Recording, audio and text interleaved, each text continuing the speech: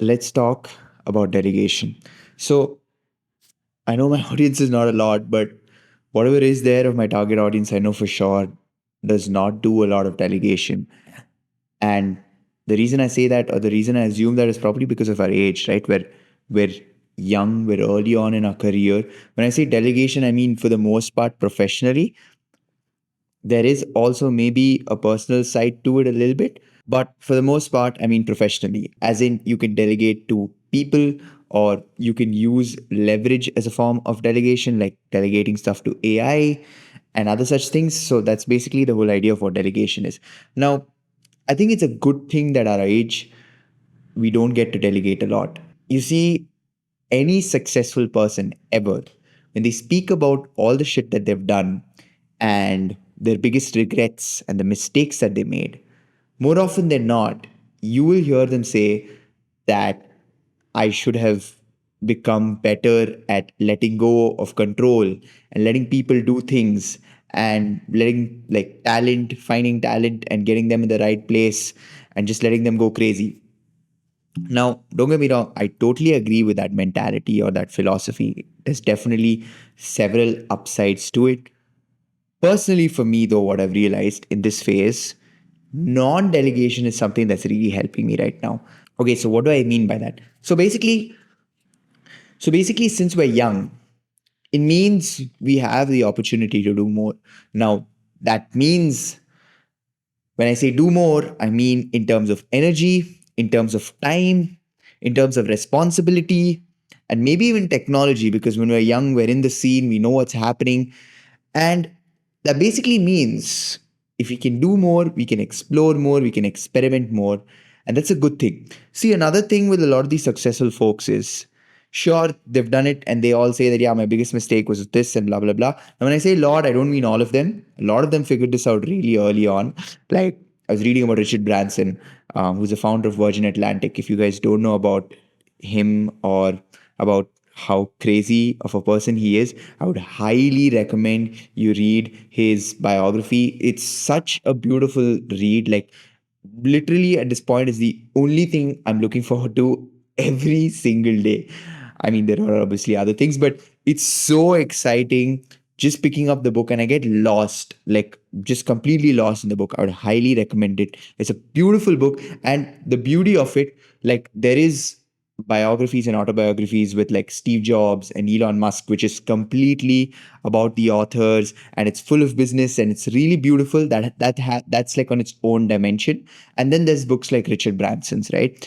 These books are fucking adventures. Like literally the shit that this guy is doing, he's flying across the world in a balloon. That's literally how the book starts, and doing all sorts of crazy shit. But the reason why I brought his name up is because I feel like he was somebody that cracked delegation from a very early age. Now, he gives credit to the fact that he was dyslexic as a kid growing up. So that meant he had to sort of oversee people more than actually get into the grubs or the dirt of doing things. So he would say that, yeah, you know what, you're good at this.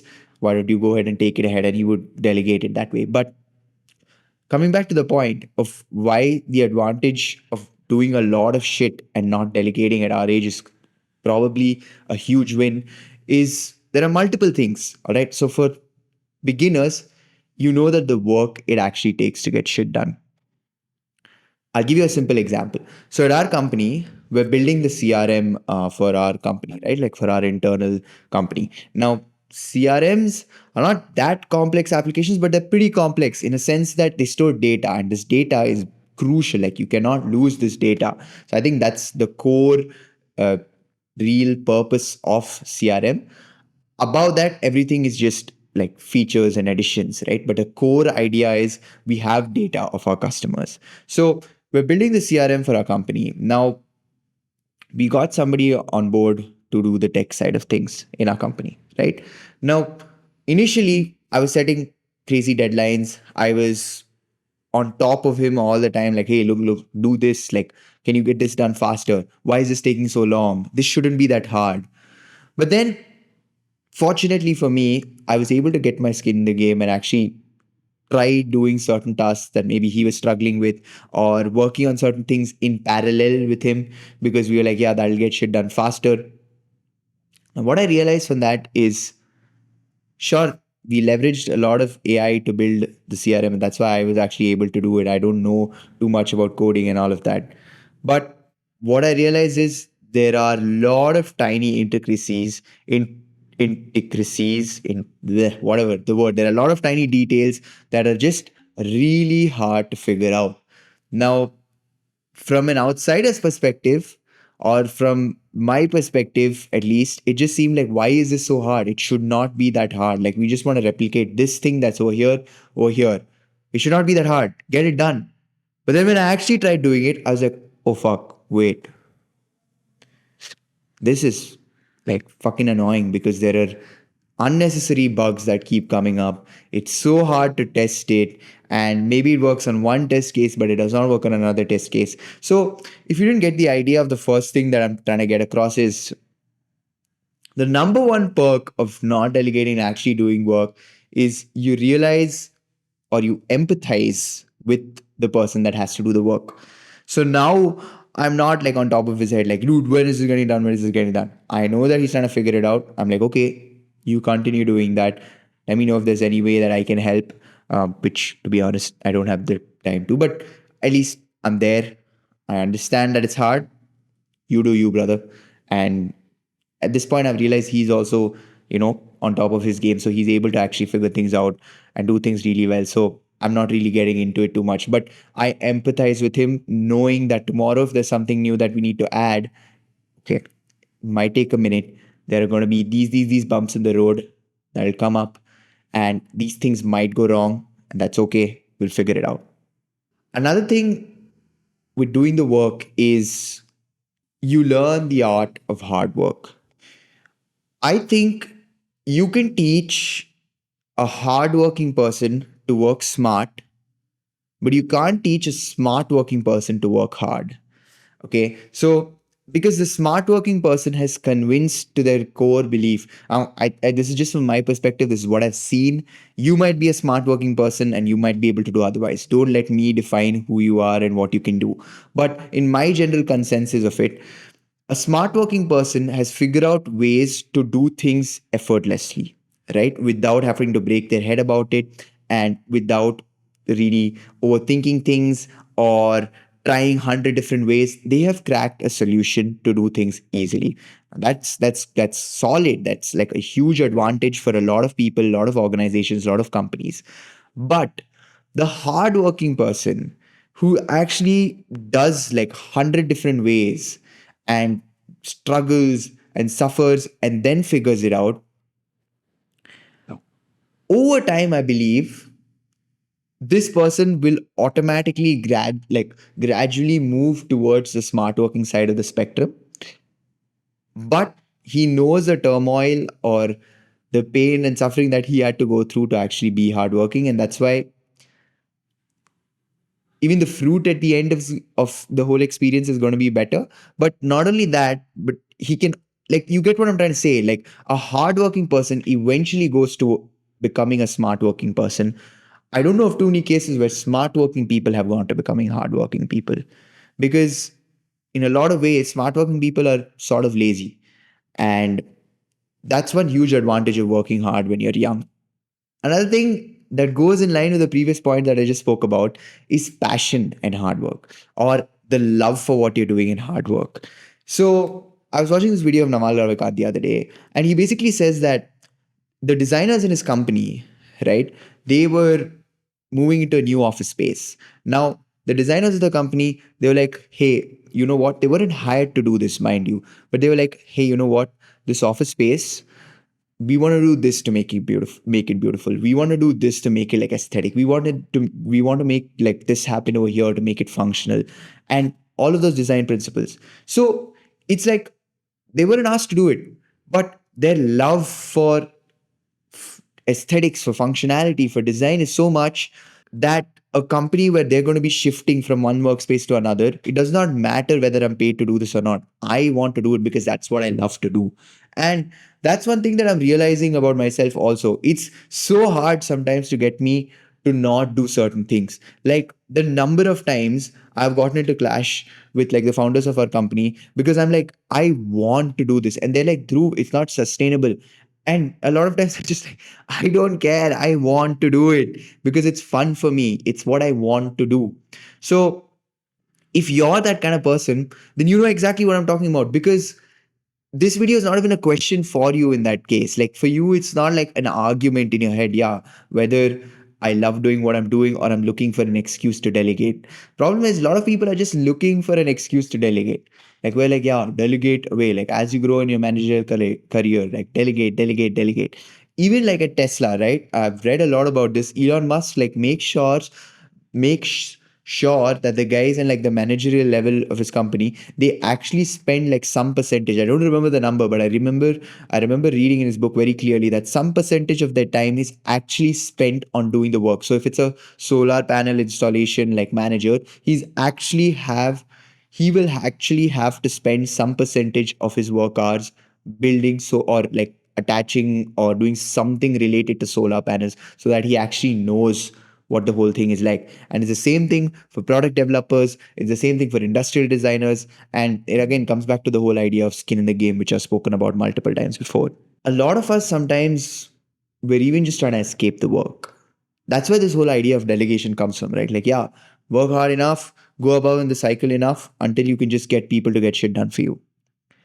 I think that's such a messed up mentality. Like a lot of times when my friends speak to me and they're like, yeah, I just want to make a shit ton of money and retire. I'm like, wait, that's not what the goal is. I mean, sure, even I want to make a lot of money, but the goal is not to retire. The goal is to stay in the game and do something that you actually want to do. Maybe that might not be a business even, but maybe you make enough money to do stuff that you want to explore in. Like again, Richard Branson, this guy made shit ton of money for Virgin, like this Virgin Group, which is a huge company, and then he goes out and does all sorts of adventurous crazy shit. So maybe that's his calling. But the whole idea is you can't escape the work. That's what I've realized. Like I knew that I wanted to grow this YouTube channel and all of that, right? Now, in the beginning, I thought that, yeah, like I'll just post one video a week, simple edits here, there, scripting, all of that, keep it simple, keep it low key. About, I don't know, maybe somewhere around a year, maybe 80 something videos into this channel and doing this thing, I've realized that you can't escape the work. Like, you're gonna have to do it at some point or the other. You can dodge it maybe for a bit and try to delegate and all of that, but you can't escape it. Now, another beautiful thing about not delegating and doing the work yourself is you learn the art of incentives. So, for example, when again I was doing the coding stuff, right, like building the CRM for the company, with code, there is like these small hits of dopamine rush that you get when you finish something. And wow, that rush is insane. Okay, you spend like hours trying to figure out something, and then you figure it out and you see it work in front of you. It is like boom, I like orgasmic almost, right? So that's an incentive that you can push. Now, obviously, money is the biggest incentive probably out of all things in business, but knowing that, okay, when a coder solves a huge problem, it's a huge win for them. Can I amplify that experience in the future for any software engineers that I'm working with? That's incentive. That is how you actually understand when you actually get your hands into all these different things. What is that small bits of rush that they get? So, for example, now I'm working on sales, right? And we're working on developing the script right now, which I'm making a video about, will be coming out soon too. Now, the other day, I did one call. After so many calls, I got one like proper high quality follow up on this weekend itself, tomorrow, actually, even morning. So it was crazy because I got that follow up. I jumped out of my seat and I was like, whoa, yes. And it felt like I ran a marathon and I just gotten done with it, honestly. But that's what the rush is with sales. How do I amplify that experience for salespeople in the future? So that's one other huge advantage of actually getting the skin in, actually getting your skin in the game and doing shit. Somewhere, I also know. there is this thought in my mind where I'm like, I'm not worthy enough of delegating. When I think about being a leader, I have always thought of being the sort of leader that is like, you know, in wars in the past, right? Like these leaders were at the front of the army fighting with their soldiers. That's the sort of leader I want to be. Now, in my head, sometimes this thought does come. And to be very honest, I'm sort of transitioning out of it right now because I'm able to delegate, like, for example, the tech person at our company. Kumar, his name is. So I'm able to delegate stuff to him.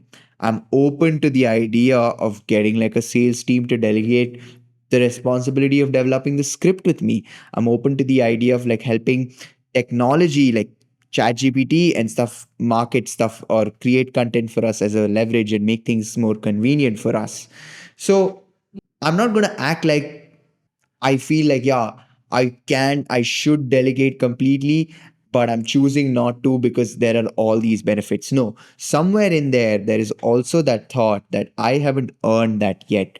And not gonna lie, delegation is like, it can get intimidating because you're taking responsibility. If you're the kind of leader that takes delegation onto you and like says that I'm going to delegate tasks to people and I'm not going to take any responsibility, that is going to be a difficult role to manage because at the end of the day, they go hand in hand. When you choose to delegate work, you choose to take responsibility. That means if the person that's doing the work fucks up, it's your problem. That means if the person that you've chose to delegate to has some problems, like their health is down or they've been overstressed because of the work that you've delegated, it's your problem. So somewhere that thought mixed with am I capable enough to delegate also exists. I'm not going to lie, but I'm glad I'm sort of transitioning out of it. It's a lot of trial and error, experimentation. Maybe even the control freak nature is there, it's present, where I think that I can do everything right, but it's very stupid, it's impractical of a thought. Eventually, we're all going to have to learn the art of delegation, either to people or currently technology with like AI, the way it's growing and shit, which is one huge way that I'm experimenting delegation with. Like sometimes I just ask it to do really like tasks that I believe I can do really well. And I'm like, you know what, let's experiment with it. Obviously, trying to stay original and true to myself is also crucial in that. But that's the whole video on delegation, guys. It's important. It's definitely going to be crucial growing up, growing into like this whole phase of life that we're in. But personally, right now, I'm really enjoying doing the work. And I just see so many benefits in that too. See, the thing is, again, I don't know if I mentioned this or not at the beginning of the video, but with successful people, they all made it and then they were like, yeah, dude, don't delegate. I mean, don't do everything like delegate, find people, and all of that. In a lot of these people's cases, they did work, they did a shit ton of work.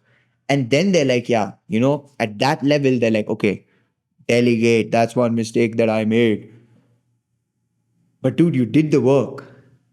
You convinced yourself that I'm worthy enough to delegate, which is something that I'm struggling with. You convinced the world that you're worthy enough to delegate, which is again something that I struggle with. Like, does somebody that's working under me actually believe that I'm worthy enough to tell them what to do?